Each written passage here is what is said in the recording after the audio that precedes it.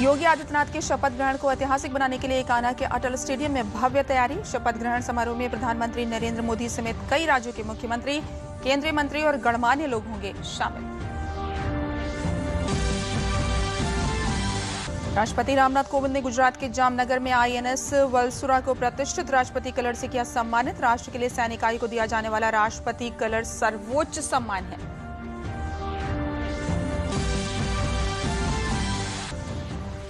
और संसद के दोनों सदनों की कार्रवाई जारी। सदन में प्रश्नकाल के दौरान कई अहम मुद्दों पर हुई चर्चा।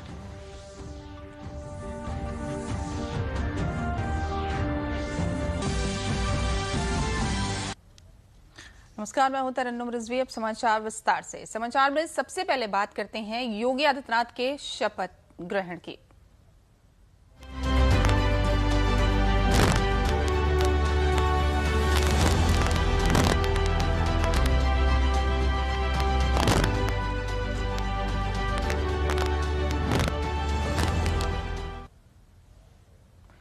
लखनऊ के कान्हा स्टेडियम में आज शाम 4 बजे योगी आदित्यनाथ मुख्यमंत्री पद की शपथ लेंगे। नई कैबिनेट में महिला मंत्रियों की संख्या में इजाफा हो सकता है। अभी तक प्राप्त खबरों के मुताबिक योगी आदित्यनाथ के साथ ही लगभग 50 मंत्री शपथ ले सकते हैं। हालांकि अभी किसी भी मंत्री का नाम साफ नहीं हुआ है, लेकिन कुछ पुराने मंत्रियों की वापसी और युवा चेहरों को तवज्जो मिलने की खबरें हैं। शपथ ग्रहण समारोह में प्रधानमंत्री नरेंद्र मोदी सहित तमाम बड़े नेता मौजूद रहेंगे।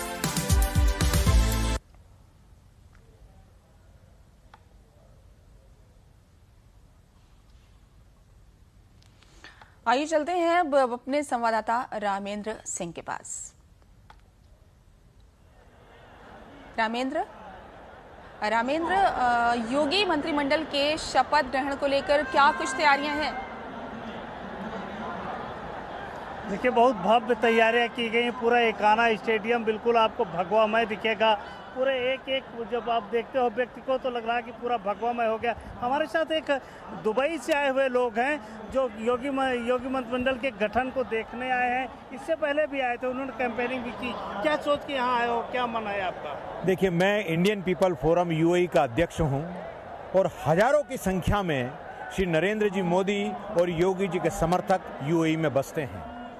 मैं 2019 में भी 491 लोगों को लेकर यहाँ आया था और हर कॉन्स्टिट्यूएंसी में हमने काम किया, कैंपेनिंग की। और इस बार योगी सरकार के लिए भी हम बहुत सारे लोग बहुत सारी कॉन्स्टिट्यूएंसी में आए। मैं खुद स्वतंत्र देव सिंह जी के साथ, मैं खुद आपके अपने लाल बहादुर शास्त्री जी पोते के साथ मैं कैंपेनिंग किया हूं और 31 कॉन्स्टिट्यूएंसी देखी। आज मैं विश्वास के साथ कह सकता हूं कि योगी जी अगले 5 साल लॉ एंड ऑर्डर को और सुधारेंगे, यूएई का और विकास करेंगे।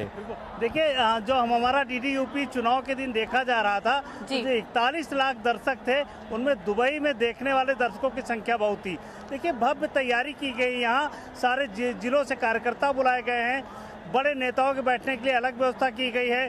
जो उद्योगपति आए हैं उनकी अलग व्यवस्था की गई है। जो साधु संत है उनकी अलग व्यवस्था की गई। तो एक भव्य तैयारी है योगी मंत्रिमंडल के गठन की। 4 बजे योगी मंत्रिमंडल शपथ ग्रहण करेगा यहाँ। तब तक हमको इंतजार करना होगा। रामेंद्र, मंत्रिमंडल में किस तरह पूरे प्रदेश को प्रतिनिधित्व देने का प्रयास किया जाएगा?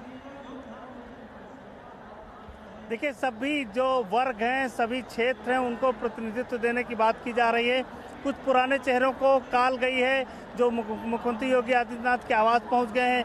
कुछ नए चेहरे हैं, वो भी योगी आदित्यनाथ के मुख्यमंत्री आवास पहुंच गए हैं। तो लगभग जो लोग वहां पहुंच रहे हैं, ये माना जा रहा है कि वो मंत्रिमंडल का हिस्सा होंगे। कई ऐसे चेहरे हैं जो नहीं रहेंगे, उनको अभी तक काल नहीं गई है। लेकिन प्रतिनिधित्व पूरे प्रदेश को मिलेगा, ईमानदार मिलेगा, महिलाओं को विशेष प्रतिनिधित्व मिलेगा और युवाओं को जो उसके साथ भरोसा और अनुभव भी दिखेगा इसमें।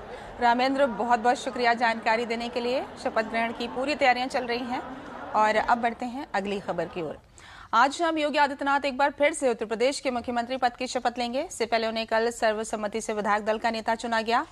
विधायक दल का नेता चुने जाने के बाद योगी आदित्यनाथ ने राजभवन पहुंचकर सरकार बनाने का दावा भी पेश किया।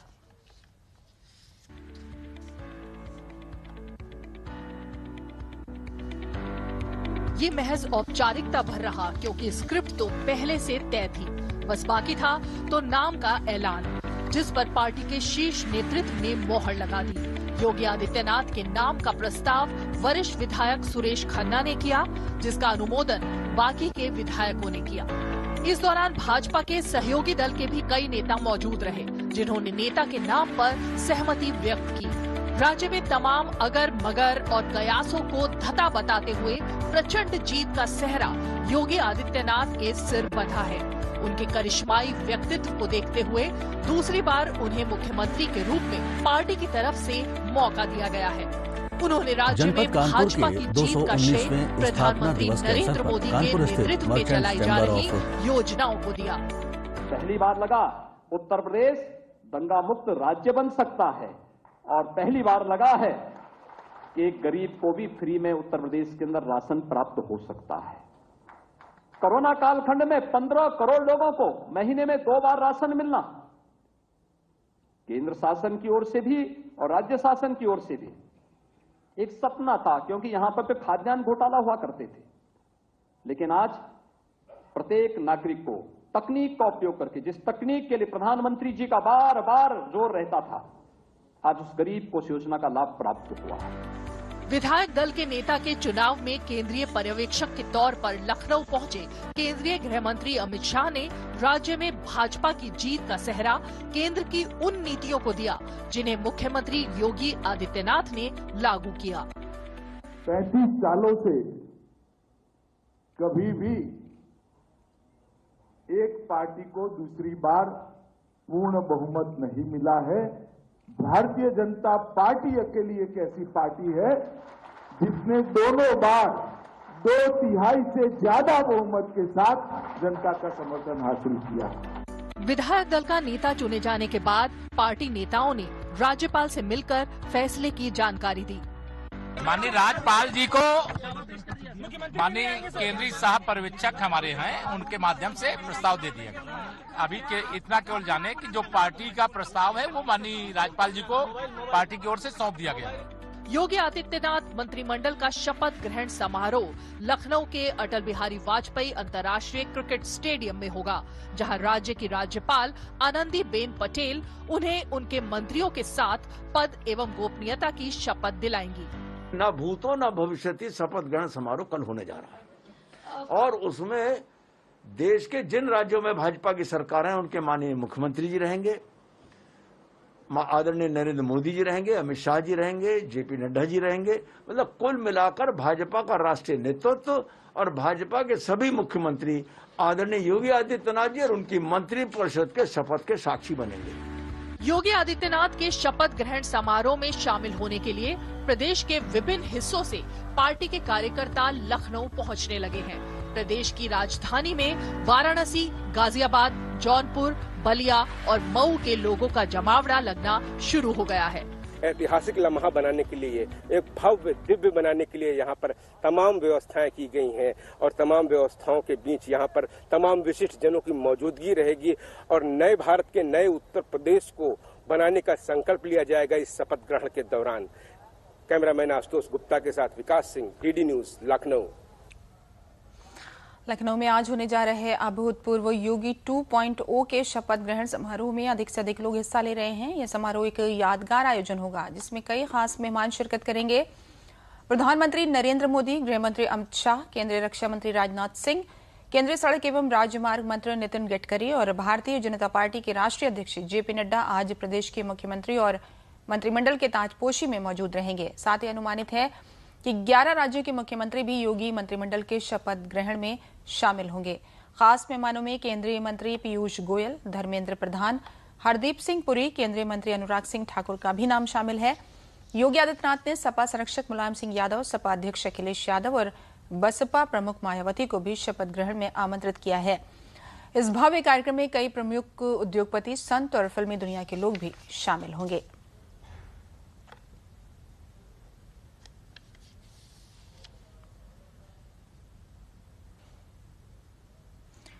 योगी आदित्यनाथ ने कल 273 विधायकों का समर्थन पत्र राज्यपाल को सौंपा। उन्होंने एनडीए विधायक दल के नेता के रूप में राज्यपाल को मंत्रिमंडल के सदस्यों की सूची सौंपी और भाजपा गठबंधन की सरकार बनाने का दावा पेश किया। उन्होंने कहा कि प्रधानमंत्री नरेंद्र मोदी के मार्गदर्शन में हम सबका साथ, सबका विकास, सबका विश्वास, सबका प्रयास के भाव के साथ उत्तर प्रदेश वासियों के बहुआयामी विकास हेतु प्रतिबद्ध है।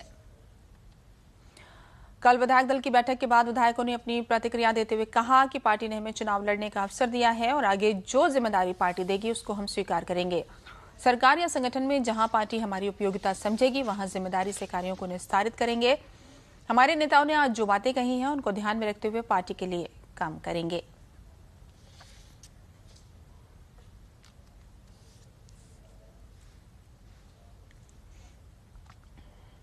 पार्टी की तरफ से, सरकार की तरफ से सारी तैयारियां करी जा रही हैं। हम सब बहुत ही उत्साहित हैं क्योंकि हमारे सारे सीनियर लीडर्स होंगे हमारे समक्ष। आदरणीय हमारे देश के प्रधानमंत्री जी भी पधारेंगे, काफ़ी सूबों के मुख्यमंत्री जी भी रहेंगे, तो बहुत बेहतरीन कार्यक्रम होगा। बहुत ही ऐतिहासिक क्षण है।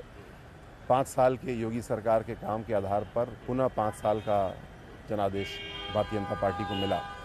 ये बहुत बड़ी बात है। जैसा योगी जी ने कहा सभा में कि हमारी प्रतिस्पर्धा अब हमारे ही पिछले 5 साल के कामों से है। उससे पहले हमारा बहुत समय और बहुत ऊर्जा निकली एक बिगड़ी हुई प्रशासनिक व्यवस्था को ठीक करने में, और अब हमें जिस प्रकार अर्थव्यवस्था के दृष्टिकोण से हम 9वें पायदान से दूसरे पायदान पे पहुंचे हैं, हमको अब पहले पायदान पे पहुंचना है। सुरक्षा की दृष्टि से बहुत व्यापक सुधार हुआ, उसको अभी और आगे बढ़ाने का बहुत गुंजाइश है। उस पर हमको काम करना है और सुरक्षा, विकास, राष्ट्र का सम्मान, इन सब चीज़ों में हम लोग आगे बढ़ेंगे। माननीय प्रधानमंत्री जी मोदी जी का जो विजन है उस पर काम करेंगे। जैसा माननीय गृह मंत्री जी ने कहा, ये पॉलिटिक्स ऑफ परफॉर्मेंस के कारण भारतीय जनता पार्टी, योगी आदित्यनाथ जी दोबारा सत्ता में आए हैं, इस प्रचंड बहुमत से आए हैं। जातिवाद की, परिवारवाद की, तुष्टीकरण की, वंशवाद की राजनीति को जनता ने ठुकरा दिया है। उत्तर प्रदेश आज हिंदुस्तान की दूसरी सबसे बड़ी अर्थव्यवस्था बन चुका है और योगी आदित्यनाथ जी के नेतृत्व में ये सर्वोत्तम प्रदेश होगा, सबसे बड़ी अर्थव्यवस्था होगा और सबसे विकसित प्रदेश होगा आने वाले 5 वर्षों में। ये बहुत ही ऐतिहासिक, बहुत ही खुशी का और उत्तर प्रदेश की जनता के लिए सेवा करने का एक मौका और मिला है। उत्तर प्रदेश की योगी सरकार ने लगातार 5 साल बिना रुके, बिना थके जनता के हित के लिए काम किया और अंतिम आदमी के लिए काम किया। उसी का सुफल है ये। प्रधानमंत्री नरेंद्र मोदी ने कल दिल्ली में सिख बुद्धिजीवियों के एक प्रतिनिधि मंडल से मुलाकात की है। सिख प्रतिनिधियों ने प्रधानमंत्री मोदी से मिलकर उनका अभिवादन किया। जितना चिंतित और जितना concerned prime minister Shri Narendra Modi ji हैं सिख समुदाय के लिए, कम से कम मैंने भी 37 साल की सर्विस की है रिटायरमेंट से पहले, इस तरह का मुझे देखने को नहीं मिला। और मैं समझता हूं कि हर सिख को, हर पंजाबी को, हर इंडियन को उनके साथ कंधे से कंधा मिला के अपनी कम्युनिटी के लिए, अपने प्रदेश के लिए और अपने देश के लिए काम करना चाहिए। इस देश के इतिहास के अंदर ऐसा प्रधानमंत्री शायद ही मिले जो हमेशा हर समुदाय को, ये नहीं कि खाली सिख समुदाय, सारों को इकट्ठा लेके चलने की बात की जाए। और जैसे उन्होंने आज हमें खुद इनवाइट करके यहाँ पर बातें की, जिस तरीके से हमको अपने विचार बताए कि जो इस देश को इकट्ठा करने के लिए जो हमारे मनों के अंदर में थी, उसका भी बड़ी क्लैरिटी हुई। और मैं समझता हूँ कि प्रधानमंत्री जी ने जो पिछले 7 सालों में खास तौर से दिल्ली के सिखों के लिए जो SIT बना के 1984 के कातलों को अंदर किया, उसका दिल्ली के लोगों के अंदर बहुत उनका सत्कार है। मोदी साहब के साथ इंटरेक्शन बहुत बढ़िया रहा। एक इतने बड़े लीडर के साथ जमीनी तौर पर जुड़कर देश की छोटी छोटी समस्याओं पर डिस्कशन करना बहुत प्रभावी रहा। मैं ये कहना चाहता हूं कि मोदी जी जैसा प्राइम मिनिस्टर अगर हम उनको पूर्ण बहुमत दें हर एक राज्य में, तो वो देश का मुस्तकबिल, देश का फ्यूचर प्रॉपर तरीके से बदल सकते हैं और हमें उस रास्ते भी ले जा सकते हैं जिसके हम कामना करते रहे हैं। मोदी जी को देख के ही पहले तो उनका ऑरा से ही प्रभावित हुए, रियलाइज किया वो कितने सेंसिटिव हैं हर एक इशू पे। अब स्पेशली जैसे हम सिख माइनॉरिटी से हैं, फिर भी उन्हें हर एक बारीकी की चीज़ के बारे में मालूम है। पंजाबी चाहे वो लैंग्वेज क्यों ना हो, उन्होंने बताया कि जो मातृभाषा है हमारी वो कितनी इम्पोर्टेंट है। बहुत ही इतना इनफॉर्मल माहौल मैंने कभी सोचा भी नहीं था अपनी लाइफ में कि ऐसा हो सकता है। बहुत ही एक अच्छा महसूस हुआ जिस तरह उन्होंने समझने की कोशिश की कि सिखों के मन में क्या इश्यूज हैं, क्या उनकी एस्पिरेशंस हैं, क्या भावनाएं हैं और उनको कैसे रिजॉल्व किया जा सकता है। संसद के दोनों सदनों की कार्रवाई जारी है। सदन में प्रश्नकाल के दौरान कई अहम मुद्दों पर की गई चर्चा। स्वास्थ्य एवं परिवार कल्याण राज्य मंत्री डॉक्टर भारती पवार ने सदन में बताया कि टीबी के उन्मूलन के लिए नेशनल प्रोग्राम चलाया जा रहा है। विदेश राज्य मंत्री वी मुरलीधरन ने कहा कि मछुआरों के कल्याण के लिए सरकार प्रतिबद्ध है। महत्वपूर्ण प्रश्न उठा है। आपके माध्यम से अध्यक्ष महोदय मैं ये कहना चाहूंगी कि लगातार हम स्क्रीनिंग हो या फिर पीएचसी, सीएचसी, डिस्ट्रिक्ट हॉस्पिटल पे उसका टेस्टिंग हो, मदर के एएनसी चेकअप को भी मैंडेटरी किया है। लगभग 4 एएनसी तो हमने प्रधानमंत्री सुरक्षित मातृत्व योजना से भी की जा चुकी है, जिसमें कि इस तरीके के हार्ट डिसीज को पहले ही डिटेक्ट किया जाए, जिसमें हमारे प्राइवेट डॉक्टर्स का भी सहभाग होता है। आदरणीय सदस्य को मैं ये कहना चाहूंगी कि एनसीडी क्लिनिक्स भी चलाए जा रहे हैं, जिसके through we are diagnosing the patient and treating them. धन्यवाद। Sir, the minister's reply is very good reply. I congratulate for the minister. And the government of India supporting free cost to dialysis service. Sir, in many countries, these kidney patients and other patients include in the disability list. Whether the government of India includes the kidney patients and the heart patients in the disability list, so they can give, they will get so many other type of help, including their family members. Tuberculosis और पानी से होने वाले रोग दोनों अलग अलग होते हैं, लेकिन मैं पहले ट्यूबरक्लोसिस के संदर्भ में बता दूं माननीय अध्यक्ष महोदय, देश में 21 से 25 लाख ट्यूबरक्लोसिस के केस प्रतिवर्ष आते हैं और उसमें से 4 लाख लोगों की मृत्यु हो जाती है। और ट्यूबरक्लोसिस का देश में से टीबी से मुक्ति के लिए एक अभियान चलाया जा रहा है। माननीय अध्यक्ष महोदय, आप भी इस कार्यक्रम में कई बार उपस्थित रह चुके हैं और देश में सारे स्टेट गवर्नमेंट के साथ बातचीत करके स्टेट गवर्नमेंट पब्लिक पार्टनरशिप को जोड़ के आज कई लोग ट्यूबरक्लोसिस के डिसीज से ग्रस्त लोगों को गोद ले रहा है, उसको रेगुलर गवर्नमेंट की ओर से मेडिसिन सप्लाई जा रही है और उसको न्यूट्रिएंट फूड भी दिया जाता है, जैसे कि टीबी से नाबूदी, टीबी से देश को मुक्ति मिले। माननीय अध्यक्ष महोदय, हमने माननीय प्रधानमंत्री जी ने हमें मंत्र दिया है कि 2025 तक हमें देश में से टीबी मुक्त करना, इस दिशा में मुहिम चल रही है और हम उसमें सक्सेस सर की ओर आगे बढ़ रहे हैं।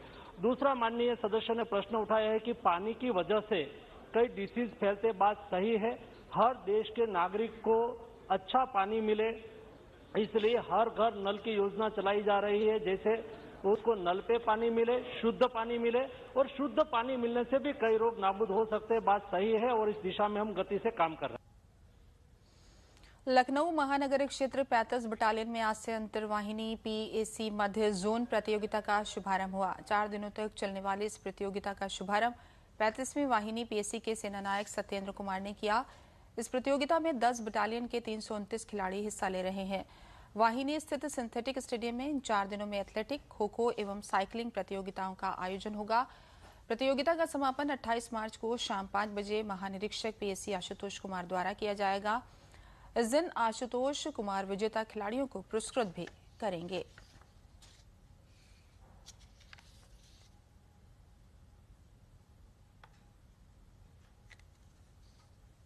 ये 24वीं अंतरवाहिनी पीएसी मध्य जोन प्रतियोगिता का शुभारंभ किया जा रहा है। यहाँ 35वीं बटालियन के सिंथेटिक स्टेडियम में, इसमें कुल 10 बटालियंस की टोटल 329 लोग जो है खिलाड़ी भाग ले रहे हैं। इनके अलग अलग इवेंट्स हैं। एथलेटिक्स के टोटल 23 इवेंट्स हैं, साइकिलिंग के कुछ अलग अलग इवेंट्स हैं, खो-खो के इवेंट्स हैं। लखनऊ में सौर ऊर्जा पर आधारित ई व्हीकल्स को बढ़ावा देने के लिए आईआईए भवन में इंडियन सोलर और ई व्हीकल्स का आज पूर्व मंत्री सुरेश खन्ना ने उद्घाटन किया। 3 दिनों तक चलने वाले इस एक्सपो में भारत में बनाए गए तमाम तरह के ई व्हीकल्स को प्रदर्शित किया जा रहा है। इस एक्सपो में 100 स्टॉल लगाए गए हैं। इनमें तरह तरह के सौर ऊर्जा से चलने वाले वाहनों और उपकरणों को भी प्रदर्शित किया गया है। इस अवसर पर पूर्व मंत्री सुरेश खन्ना ने कहा कि सौर ऊर्जा को बढ़ावा देना जरूरी है। केंद्र सरकार भी इस पर काम कर रही है, जिससे पेट्रोल और डीजल पर निर्भरता कम होगी। उन्होंने आईआईए की तारीफ करते हुए कहा कि इस तरह की प्रदर्शनी से ई व्हीकल्स की जानकारी आम लोगों तक पहुंचेगी। जितना ज़्यादा एनर्जी रिसोर्सेज को हम इस्तेमाल करेंगे, खास तौर से एक्स्ट्रा एनर्जी रिसोर्सेज को जो हम प्रयोग भी करेंगे। अभी नीचे जब मैं इसका डिमॉन्स्ट्रेशन देख रहा था तो ये बताया गया कि 9 रुपए में पहले 1 यूनिट बिजली का कॉन्ट्रैक्ट होता था सरकार से, आज 2 रुपए 10 पैसे में। ये अपने आप में 1957 में हमारे यहाँ जितनी सोलर एनर्जी आज डेवलप हुई, इजराइल में 1957 में ये स्थिति थी। अब आप कल्पना कर सकते हैं कि एक छोटा सा कंट्री वो टेक्नोलॉजी के फील्ड में और खासतौर से इनोवेशंस के फील्ड में कितना आगे हो सकता है, ये हमारे लिए बहुत बड़ी एक शिक्षा है। और हम तकनीकी ज्ञान से ही आगे बढ़ सकते हैं। अयोध्या में आज 100 साधु संत और धर्माचार्यों का जत्था योगी आदित्यनाथ का राज तिलक करने लखनऊ रवाना हो गया, जहां संत योगी आदित्यनाथ को शपथ ग्रहण में हनुमानगढ़ी सिरोली, चंदन प्रसाद और भगवान श्री राम का अंग वस्त्र भेंट करने के साथ ही हनुमान जी की माला पहनाएंगे। योगी आदित्यनाथ के पुनः मुख्यमंत्री बनने से अयोध्या के साधु संतों में अपार हर्ष और उल्लास है। संतों का कहना है कि सनातन धर्म, संस्कृति, हिंदू और हिंदुत्व की पुनः सरकार स्थापना होने जा रही है, जिसकी ढेर सारी शुभकामनाएं।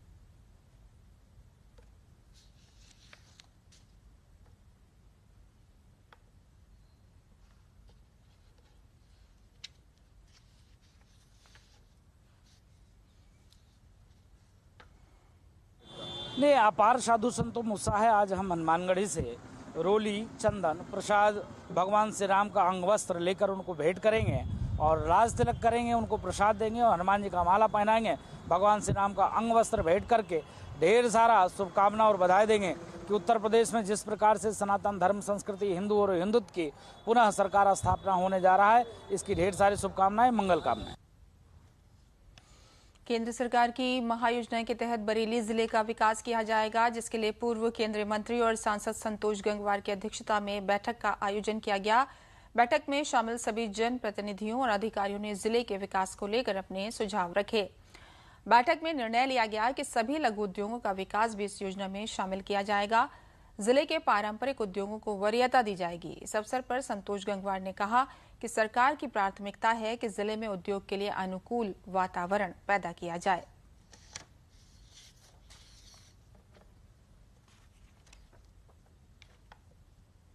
जो महायोजना के संदर्भ में जो बातें बताई गई हैं उन पर चर्चा होगी, उसके बाद हम फिर दोबारा बैठेंगे।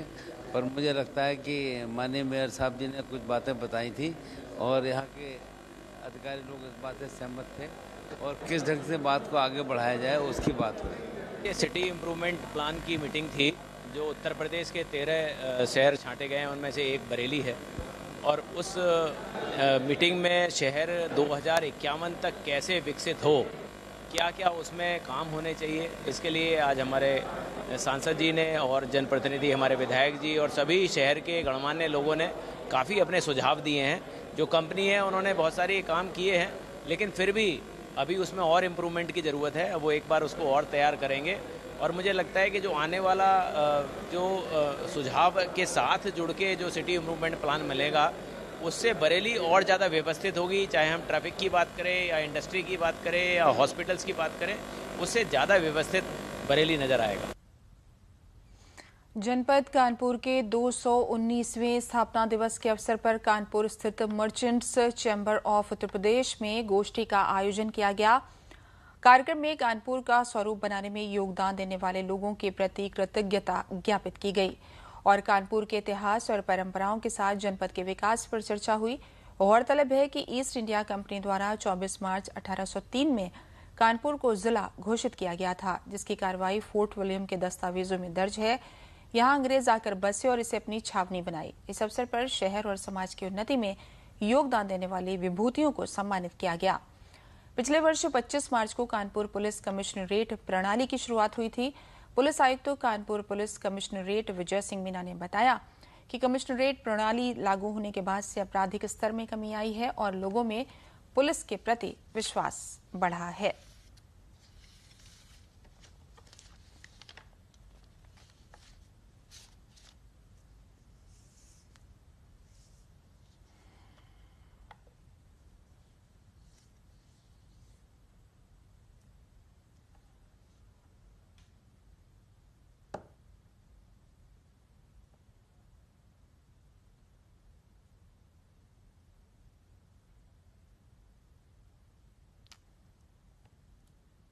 पुलिस कमिश्नरेट कानपुर नगर के स्थापना दिवस पर मैं सभी कानपुर वासियों को बधाई देता हूं। अभी 1 वर्ष पूर्व जब से कानपुर में कमिश्नरेट प्रणाली लागू हुई है, सभी जगह पर सभी हेडों में क्राइम के अंदर कमी आई है और लोगों में एक सुरक्षा की भावना जगी है। साथ ही साथ मैं इस अवसर पर यह भी बताना चाहूंगा कि हम लोग कई कार्यक्रम आयोजित करने वाले हैं अगले वर्ष में, जिसमें मुख्य रूप से 2 कदम शहर के लिए, 1 कदम आप चलिए, 1 कदम हम चलेंगे। इसी प्रक्रिया में हम वाकाथॉन का और सेमिनार आदि आयोजित कर रहे हैं स्थापना दिवस के अवसर पर। साथ ही साथ इसका मुख्य उद्देश्य हमारा यह है कि हम जनता की सहभागिता लेकर आएंगे, जिससे कि पुलिस और जनता के बीच में एक जो खाई है, एक जो दूरी है, उसको पूर्ण किया जा सके। कानपुर जिला स्थापना दिवस है और ये पिछले दो वर्षों से मनाया जा रहा है और इससे जो है कानपुर के बारे में यहाँ के सब लोगों को समझने का, जानने का एक अवसर प्राप्त हो रहा है और जो काफ़ी चीज़ें जो हम लोगों की मतलब जानकारी में नहीं थी, वो भी इससे जो है हमें मिल रहा है। और मैं इस कानपुर दिवस के लिए पूरे कानपुर वासियों को, सभी को जो है बहुत बहुत बधाई देता हूँ। अंत में प्रमुख समाचार एक बार फिर। अब से कुछ घंटों बाद एक बार फिर उत्तर प्रदेश की कमान संभालेंगे योगी आदित्यनाथ। योगी सरकार में महिला मंत्रियों की संख्या में हो सकता है इजाफा। पुराने मंत्रियों की वापसी और युवा चेहरों को तरजीह मिलने की खबरें। योगी आदित्यनाथ के शपथ ग्रहण को ऐतिहासिक बनाने के लिए कान्हा के अटल स्टेडियम में भव्य तैयारी। शपथ ग्रहण समारोह में प्रधानमंत्री नरेंद्र मोदी समेत कई राज्यों के मुख्यमंत्री, केंद्रीय मंत्री और गणमान्य लोग होंगे शामिल। राष्ट्रपति रामनाथ कोविंद ने गुजरात के जामनगर में INS वलसुरा को प्रतिष्ठित राष्ट्रपति कलर से किया सम्मानित। राष्ट्र के लिए सैनिक इकाई को दिया जाने वाला राष्ट्रपति कलर सर्वोच्च सम्मान है।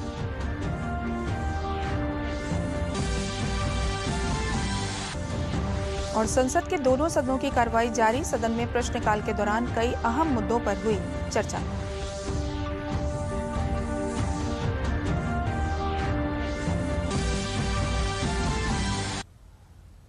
इसी के साथ समाचार समाप्त है। नमस्कार।